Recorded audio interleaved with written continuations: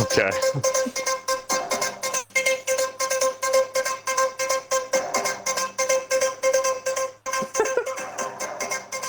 No! Where's the fish? You know what that's from? Is it No. SpongeBob? That's the SpongeBob. I was waiting for the fish to go, breaking news! The Buffalo Bills have What? fired head coach Sean McDermott. You Brandon- stole my shine! I thought you weren't talking. Go, quick, go. The Bills fired Sean McDermott. And Kept Brandon Bean's bum ass. and I'm upset. they promoted Brandon Bean. Oh, they gave him a promotion and probably a nice pay raise. And I hate it. this is terrible. I'm cutting this off now. I'm stopping it before it gets out of hand. It is out of hand. Let's be real with ourselves. All right, first and last out Sorry. sports, bringing you the coverage you needed and you wanted on the Bills firing Sean McDermott. 3 not emotional, level-headed Bills fans, right, guys? Yeah. I don't get emotional about Bills games. No. I feel the right way, the cadence of this video will go. We're going to talk about Sean McDermott's resume, specifically with the Bills, playoff performances he's had, and then we'll get into this season, and then we'll look at the Bills going forward. What are some options, and do you guys want to make just a little prediction of what they'll do? I feel like that could be a quick little. Yeah, that'd be fun. All right. So, McDermott's time with the Bills, I feel the biggest thing about McDermott is he is obviously a culture. I don't want to say CEO type coach because he does bring a defensive mind to it, but I feel the most impressive part of his coaching tenure with the Bills was the culture he built here. Yeah, I agree. I 100% agree with that. Like, I mean, if you're able to sustain a culture with Terry Pagula as your owner, I mean, that's And all the players are freaking out when you get fired. yeah. Yeah. This A lot of was players impressive aren't work. happy. I feel a lot of that might be them feeling a tad responsible for that too. Yeah, that's true. Obviously, a I big feel part like- of. Oh, go ahead. It was definitely a move that needed to happen. I feel like this is the worst time for it to happen, though, because, like, It's the worst version of it too. yeah. Like of all you their had- options. Yeah, you had 13 seconds, you had a bunch of playoff blunders, and then you have the playoff game where he doesn't really cause the loss at all, and that's like, boom, he's fired. Like, I don't know. It feels weird. It feels gross. It's very Bills to the cycle after Ben Johnson be like, all right, now let's start it. Yeah. Yeah. Just give some flowers a little bit. Obviously, ending that playoff drought. Shout out, Sean McDermott. 8 out of 9 seasons he made the playoffs. So it's very impressive work for the setting he was coming into. Was it Tyrod Taylor that we ended Yeah. the drought with? Correct. Yeah, I think so. Correct. But Yeah, that and then- playoff but game. Peterman started the playoff game, I'm Okay. pretty sure. That's what I was going to ask. Actually, yeah. Yeah, I'm pretty sure it was Peterman started, or at least played in. I don't know. I don't remember why. Okay, that was in my head too that he at least played in it. So I'm glad we're remembering the same way, which is nice. Obviously, with especially Taron Johnson throughout the years, heavily nickel defense mind. Most of his years were spent in a bend don't break defense, but do you guys think he's modified it a little bit the last couple seasons? I think he did. As in, like, in terms They definitely of got more more aggressive. more aggressive Yeah, near I the agree with end, that. which was nice. Yeah, he kept the same, like, nickel. Like, Taron played essentially all the snaps in that Oh, slot brother. corner. What's up? So not to go away from the McDermott talk, I just looked up to see if Peterman played in that game. He did. He had 1 completion on 3 attempts for 14 yards, 0 touchdowns, and 1 interception on his 3 throws. That pick was that Jalen Ramsey one, right? At the I end don't of the game? remember. I'm just on Pro Football Reference. But yeah, Howard threw the ball 37 times that game. He must have got hurt or something. He had to have. Okay, back to McDermott. I just wanted to make sure we were remembering it right. Yeah. So a couple notes I had is he was very good at developing talent in the secondary. I would say not very good at developing defensive line talent. And I'd say pretty adequate in terms of linebackers. You had his scheme allowed average linebackers to maybe look a little better, but I feel specifically like the corners and safeties is where his scheme kind of excelled.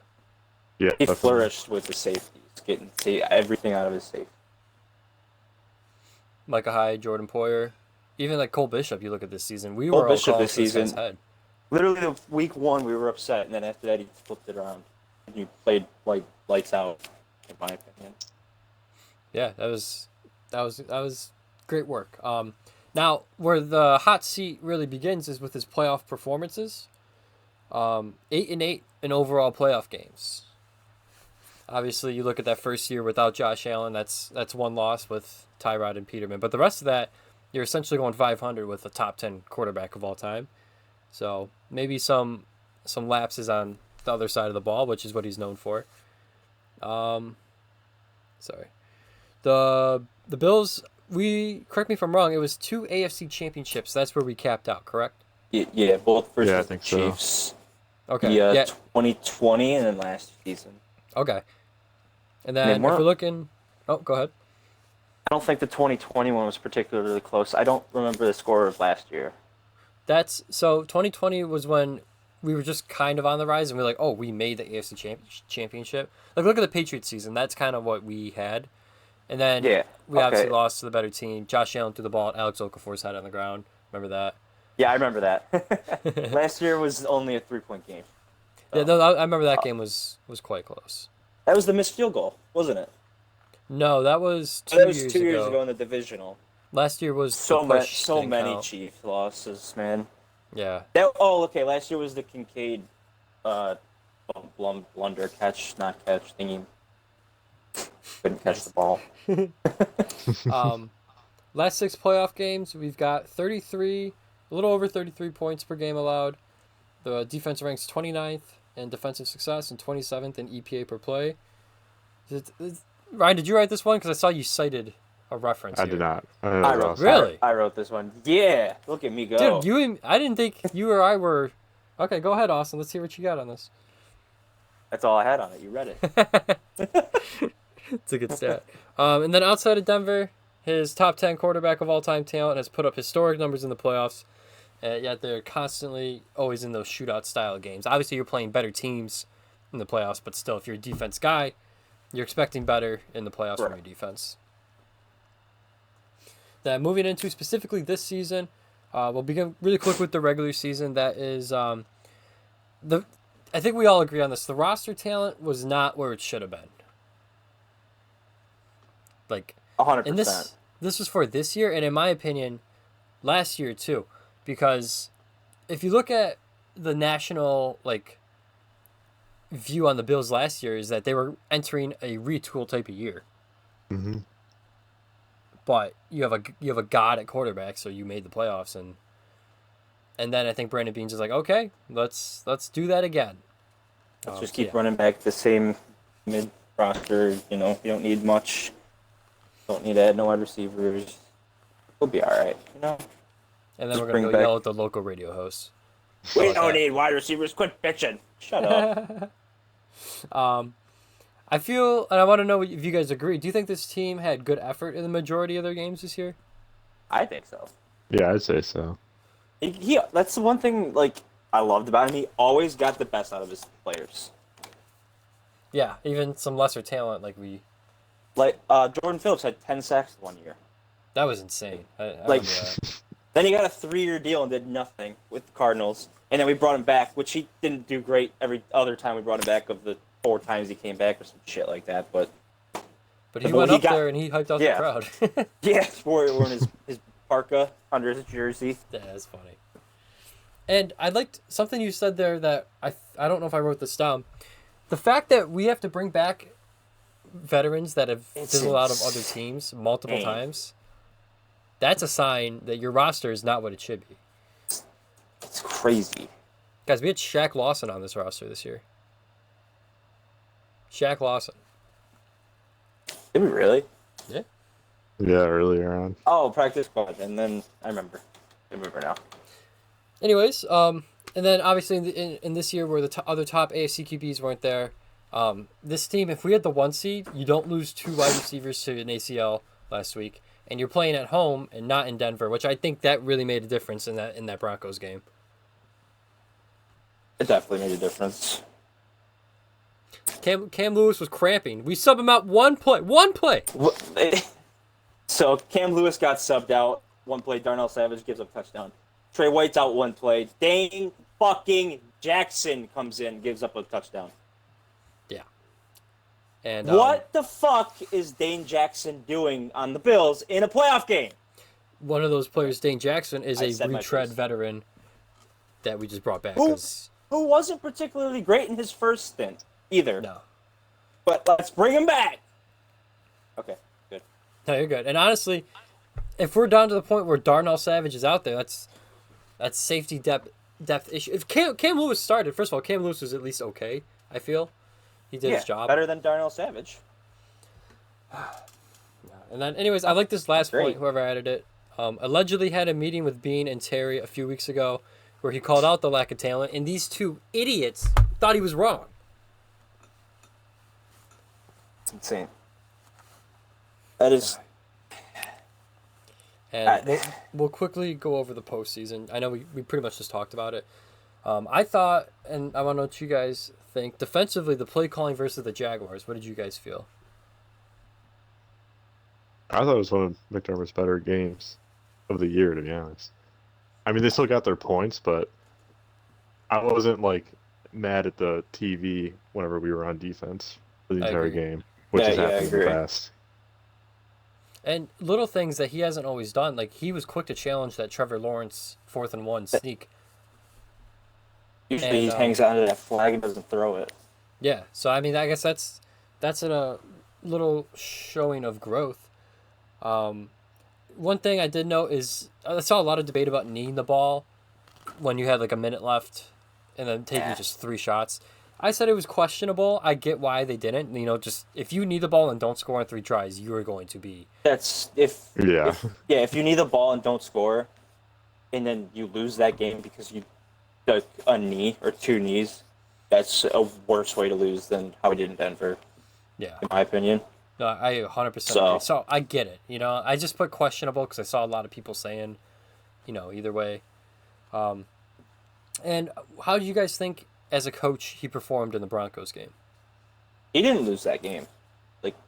I don't think he lost that game for us. The 5-1 turnover margin lost us that game. Yeah. We talked about it, but the lack of depth of roster talent on this team is why we gave up 14 points essentially. We talked about the Dane play, the Darnell Savage play. So one thing I will say though, at halftime, going into halftime, you have no timeouts. I don't know what the plan was because Josh was scrambling and he was gets tackled, slid down, timeout. I don't quite know why we're running a play there, but that's also Josh is in year 9 as well. He's got to know no timeouts. I'm just gonna slide and go into halftime and not hold the ball like a loaf of bread. But I don't know why we called the play there. You're not LaShawn McCoy. I agree with that. Yeah. That's the only issue that I had with him in that game. I don't even know if he called that play, said, let's run a play or something. You know what I mean, though? Yeah, I was calling for them to at least try something. Yeah, a shot downfield, just a Hail Mary, not a run with Josh for 10 yards and a fumble. Yeah, I think it looked like a scramble, so I think that might have just been Josh going, Yeah, but it's on him to know to throw that ball away or slide and go into halftime. He thought it was Shady McCoy. And then I liked, after the Brandon Cooks play, before Broncos snapped the ball, he at least attempted, he called a timeout, which I agreed with. Get these guys to look at it. They just wouldn't. That was insane. It's crazy they didn't even look at it. I don't think it was a catch. They didn't even look at it, though. I still think it was, and I'm going to cite the literally, and we live in a Bills simulation. Literally the next 2 games, you have almost identical plays, and they both get called as catches. I'm like, come on. And, and it is kind of a true 50-50 and call in the field, whatever. Of course, we get the one game where they don't call it on the field. The other 2, of course, right away. It's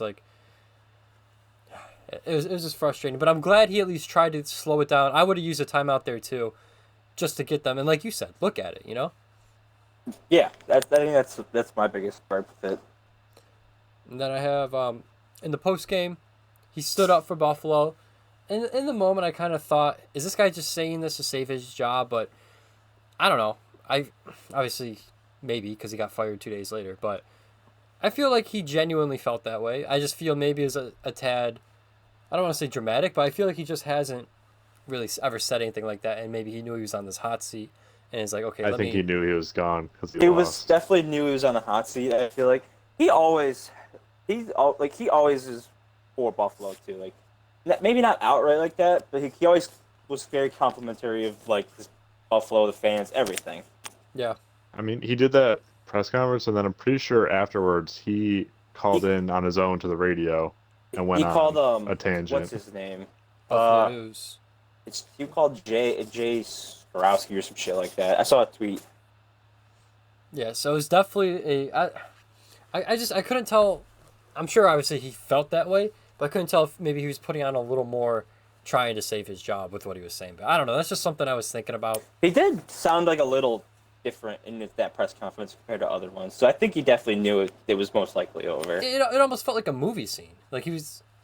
I don't know. And then overall showed growth, but obviously in the end not enough to save his job, and it was a little late. Also, I see you got the cursor there. Were you adding, or is that? I added a little too late to that. Okay, cool. And It then showed growth.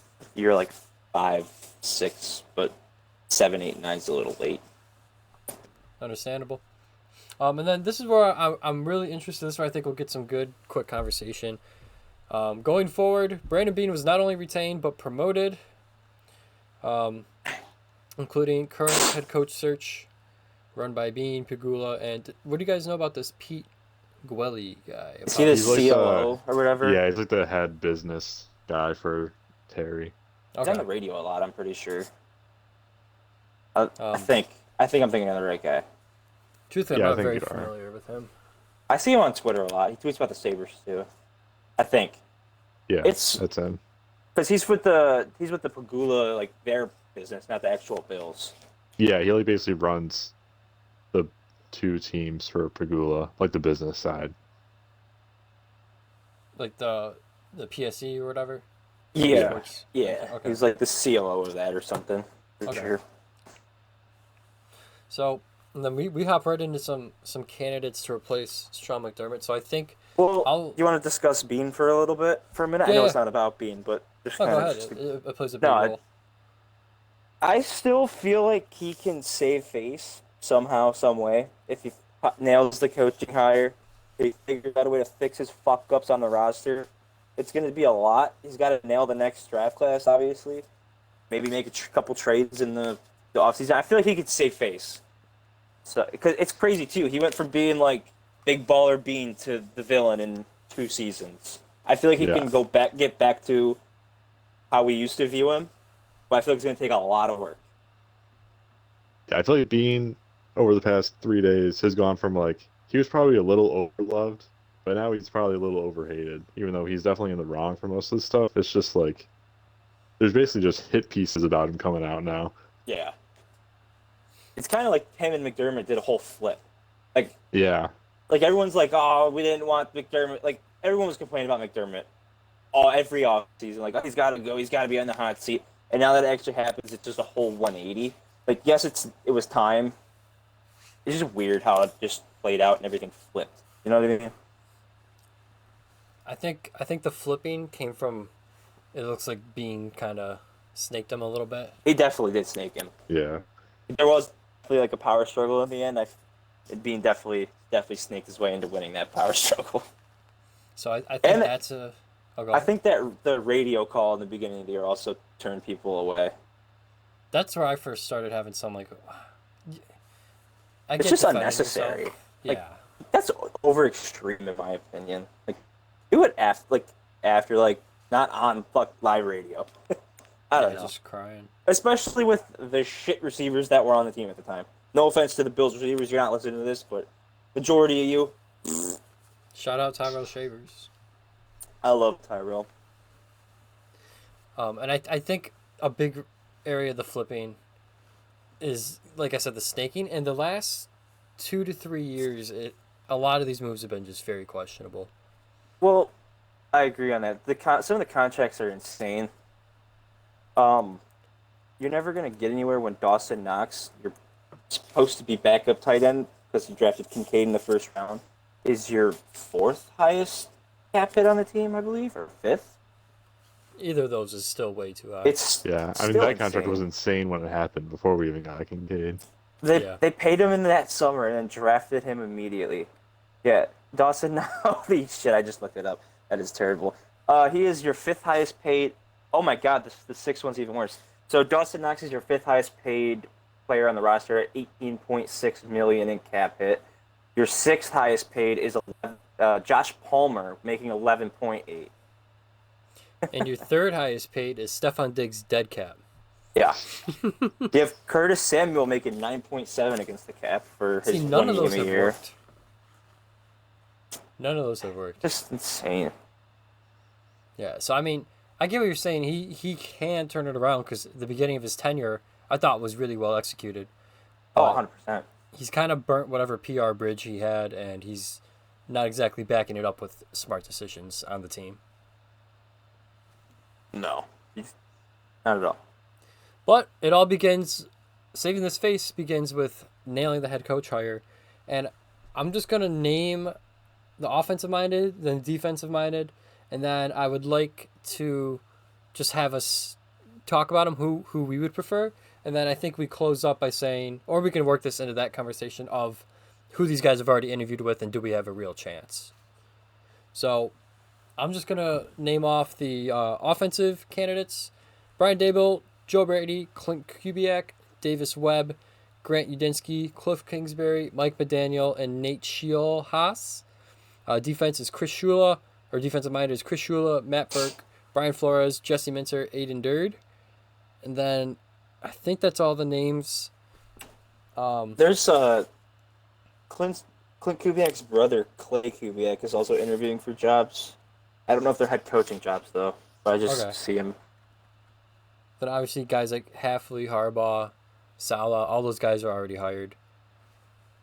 So one of you two, who do you want and who do you think? And if they're the same person, they could still be the same person, but I'm just curious what you're expecting and what you'd hope for.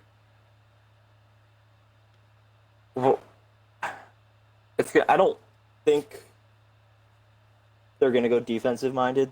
I don't like. I think you get an offensive minded head coach and then you bring in an aggressive defensive coordinator. I don't know if I'm over the defensive coordinator because it wasn't the best for 9 years. You know what I mean? How about you, Ryan?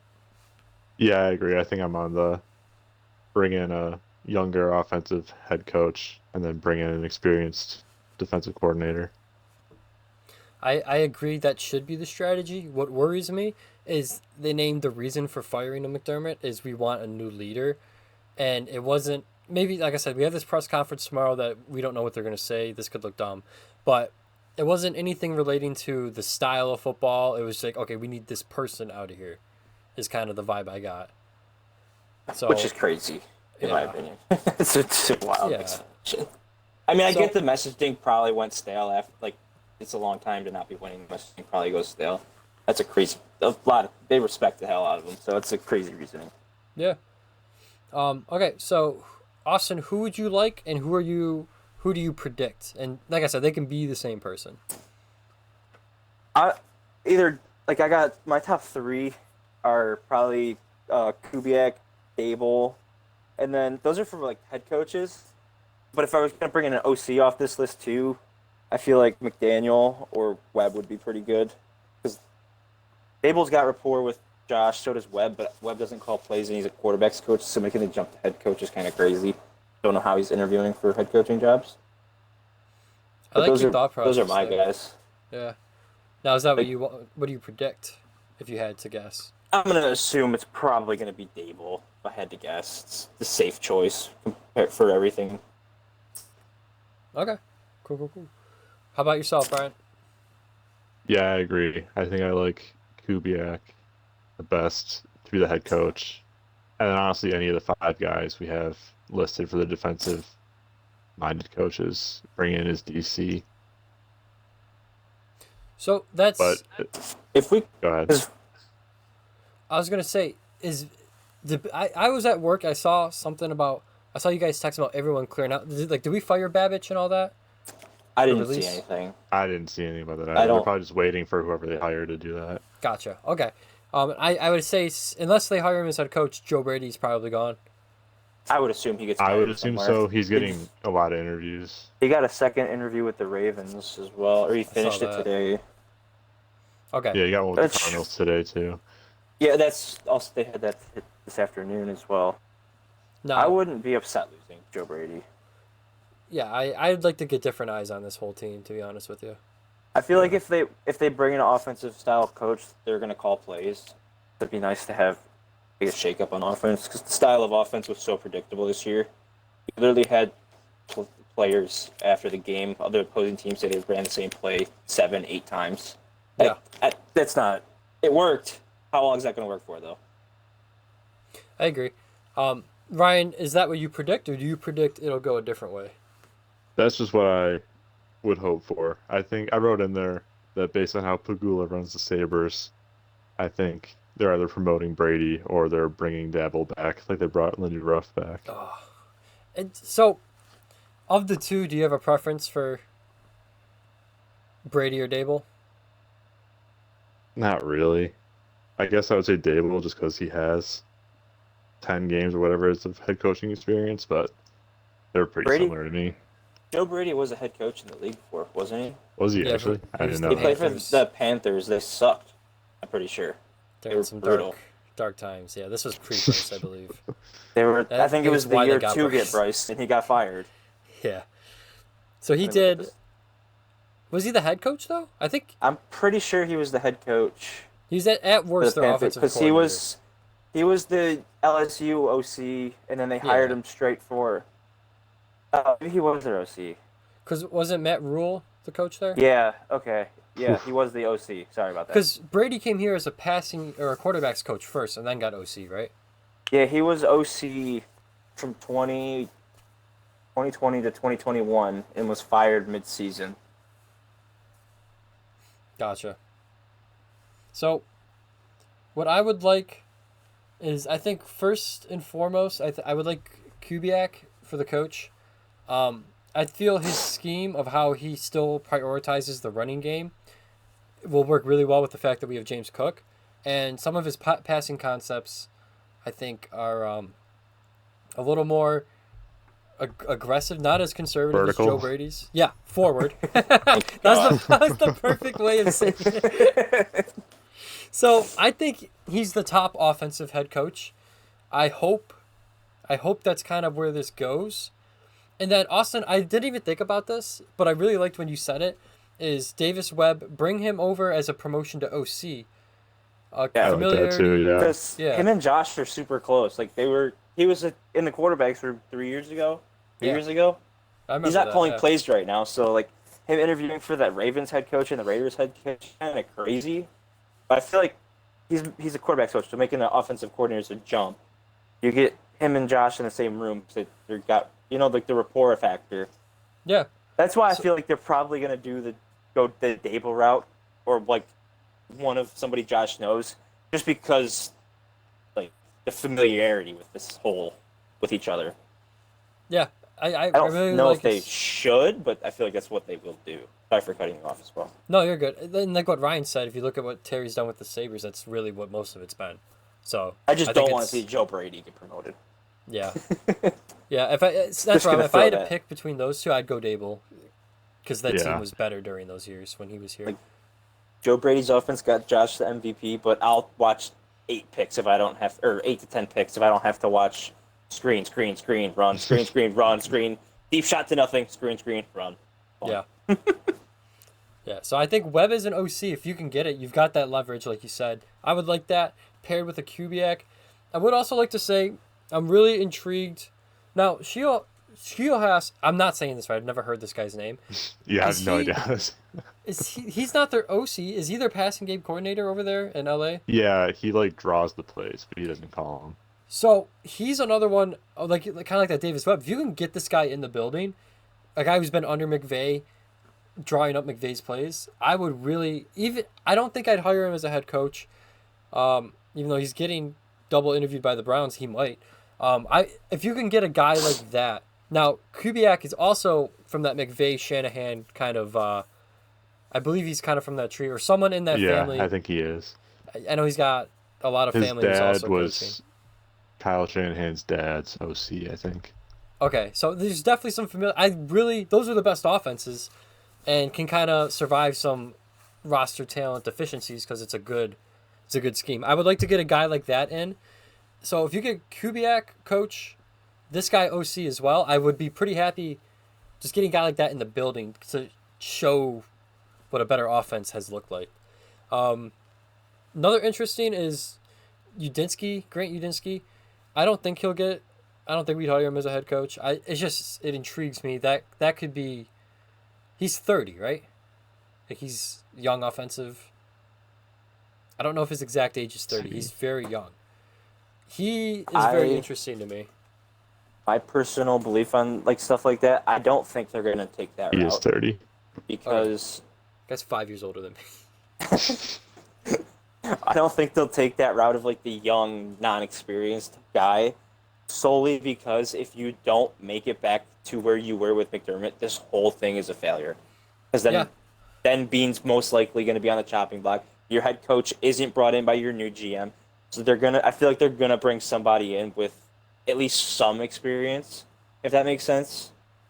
Yeah, I do agree with you. This is what I'm hoping for. I'm praying for some Shanahan influence into this stupid RPO screen offense. That's what I'm really just hoping for. I would just like to say, I agree. I don't think they'll go DC, but like Shula, Flores, Minter. I know Flores is a little different, but Shula and specifically Minter, that like Mike McDonald style defense, that's gonna be a large improvement over what how McDermott ran his defense. Even though McDermott was an above average defensive mind, these guys, this is a more up to date modern defense, which I would be okay if it was Shula, Flores, or Minter. I also like Aiden Durd, obviously the guy under Mike McDonald. But Guy's I don't British, know. isn't he? He is British. Tell me that wouldn't be awesome. Flores is a free agent. Yeah. I feel if he doesn't get a head coach, he'll just go back. But if you can somehow get Flores to be the DC of this team, right, we're getting out of hand. This won't happen. But So if you could, Flores is a free agent, so you don't have to do anything with that. I don't. So like I said earlier in the group chat, I don't. Like, assuming the NFL is going to be hard to get you a head coaching job, if you could get him as a DC, that would be sick. yeah, he's been the DC. I don't think he just uproot his whole just to take a similar position. But if you could, sign me up. I mean, he interviewed for the Commanders DC position. Okay, I don't think he gets a head coaching job. This is why it's good. I think the to Steelers is the only one he has a chance at, because they're also interviewing Mike McCarthy. I think the Steelers should bring in McDermott. Let's get that out of the way. If we hire Mike McCarthy, this is over. I'm gonna freak out. That would be the worst case. Bring back Rex Ryan. I purposely didn't put Mike McCarthy's name on this. Yeah, I knew you did. I didn't want to put that into the world. I think the Bills should bring in McDaniel's OC if you could get him there. If you could, he's got. It does sound like he's going to take offensive coordinator job. I feel like for him going into like the coordinator role, rebuilding his image with a good quarterback and one with a brain would be a good plan for him. One that's like can take a hit without. Can take some hits. Is pretty good at throwing the football. Yeah. Not a one read style. So I unfortunately predicting what I think they'll do. I unfortunately agree with both of you guys. If you look at, and not to go full Sabres, but if you look at what the same owner has done with that team, maybe he's learned I know Yarmo was technically an inner promotion, but Yarmo was brought in from elsewhere very recently before that. If he's maybe taken a look at that, I doubt this guy's going to learn, but how maybe he sees it's good to get different eyes on it. I agree with you two. I think this is a Dable or Joe Brady, just technically promotion or getting the band back together. That's what I think. Now, I hope it's what we all were kind of hoping for, that young offensive mind. We all kind of agreed that's how this should go. That's how you win most of the time. I would be more happy with Dable than Brady by a long shot. But I feel he's got Bean also in there. I feel like with the Sabres, he's making those decisions, really. He doesn't really have anybody. He didn't really have anybody there with him, I guess, per se. Yeah, before Yarmo. Yeah. So I feel like now he has at least somebody else in the room with him where he's not making decisions I think that guy's 80 years also old. kind of stupid. I think Bean might be stupid. Yeah, I don't think he's smartest. He's got ego issues, I think. So one last thing before we end up. Obviously, so let's go over this. I know since Ryan put the work in to put it in. So Dable's interviewed for the Titans head coach, which has been filled, and the Eagles offensive coordinator position, which I think that's still a desirable position. I think that guy just did such a bad job last year at the Eagles. Yeah. And Jalen Hurts is stupid. So, and then we also discussed Joe Brady got double interviews with the Ravens. That seems like it could potentially happen. Now, Minter was under or same style as McDonald, and I could see the Ravens wanting that back. So I don't know. He did, yeah. Minter has two yep. Ravens as well. Correct. And then Joe Brady was also Raiders, Cardinals, and Dolphins head coach, but Dolphins was filled. So he's got some options. He may not want to come back here. I don't know. We'll see on that. And who's the other? We talked about Kubiak quite a bit. Cardinals, Dolphins is filled, Falcons is filled, Giants is filled, Raiders and Ravens. So essentially, almost every single opening has at least interviewed Kubiak. Would you guys agree he's like the top offensive guy here? Yeah, definitely. I don't think it's particularly It's not really close. Yeah. Okay. And then we discussed a little bit of Davis Webb getting some head coach interviews. I agree. McDaniel would be a fun OC wrinkle. He's interviewed and withdrew himself from the Browns. He's interviewed for Raiders head coach, Ravens, Falcons has been filled, Titans has been filled. And then also interesting, the Bucks OC and Chargers OC. And then the Lions actually chose, what was it, Drew Petzing? Who? The guy used to call? Drew Petzing. Yeah. Okay. Yeah. So that was interesting. They didn't pick him, which makes me believe that you guys may be onto something with he's going to take an OC. So I wouldn't mind that, but that's who he's interviewed with. We also discussed, we kind of covered Flores. Minter's interviewed with everyone. Raiders multiple times as well. And then Sheil Haas from the Rams. Browns head coach twice. Steelers head coach and Ravens head coach. So it may be hard to get a guy like that in at OC if he's getting multiple head coach interviews.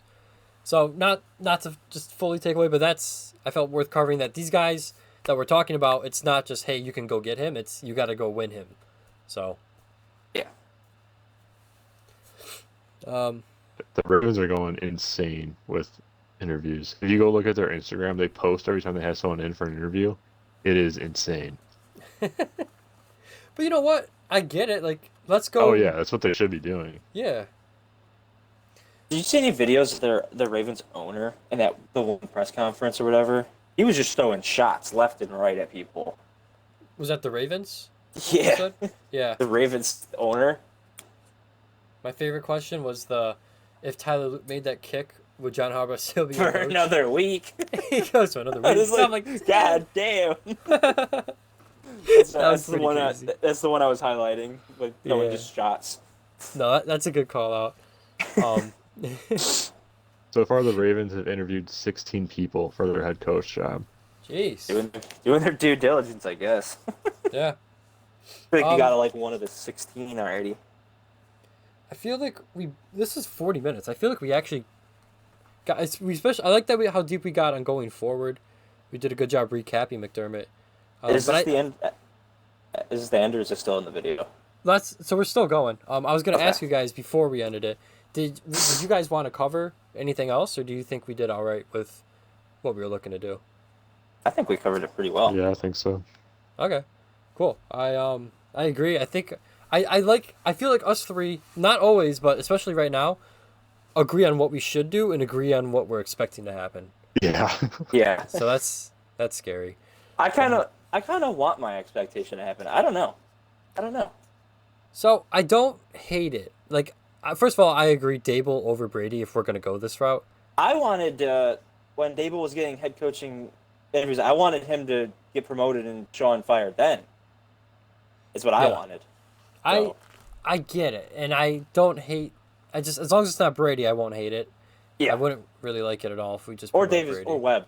Webb shouldn't be a I think Webb coach. is like not a real head coach candidate. Like if you look at who's interviewed him, the Ravens and the Raiders, they have been interviewing everybody on planet Earth. That's So true. I think Webb probably takes an OC job somewhere, or he just stays where he's at. That's true. And you know what? Like back to what Austin said, which I thought was really good. If you get Dable and Davis Webb, say 2 years of Dable, you're still sucking. Davis Webb, potentially, as long as he's not the issue, you could just kind of promote there, which seems like something the Bills would just be like, okay, let's try this guy now. So that maybe that's the route they go. That's a good call out, and that'll be fun to watch and see if they actually do that. All right. Anything else? I'll hit end and then.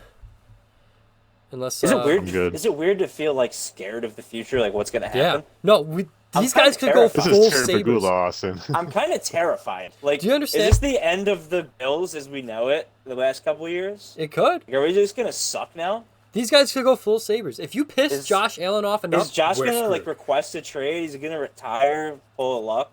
Listen, there's a real chance that Brandon Bean is Kevin Adams and Josh Allen is Jack God. Eichel. No. All right, we need to check. We need a Brandon Bean hairline watch. If it starts getting towards Kevin Adams territory, guys, we're screwed. We are so We don't have- screwed. We don't have palm trees.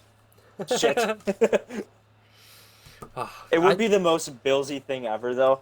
Matthew Stafford retires, trade him out there. He wins the Super Bowl his first year. That'd be such a Bills move. Yeah, that's. I don't think Josh. I couldn't imagine trading Josh Allen. Like, what do you even trade for? Puka. It'd be Niners. everything. It would They already be have no so picks. much. If there is a team Well, that they was got that one willing free to pick do from the that, Falcons. isn't it top 10 pick? Yeah. Insane. All because the Falcons wanted James Pierce that bad. The Falcons did win a few games. Like I think it's just outside 10. All right, I'm gonna hit end here. This was a good. I think we did good. Also, we need an outro because I just kind of lose my. You want me to make an outro? I can make one. Sick. Yeah, if you ever have the time, there's no rush on it. I'm gonna actually end the video now.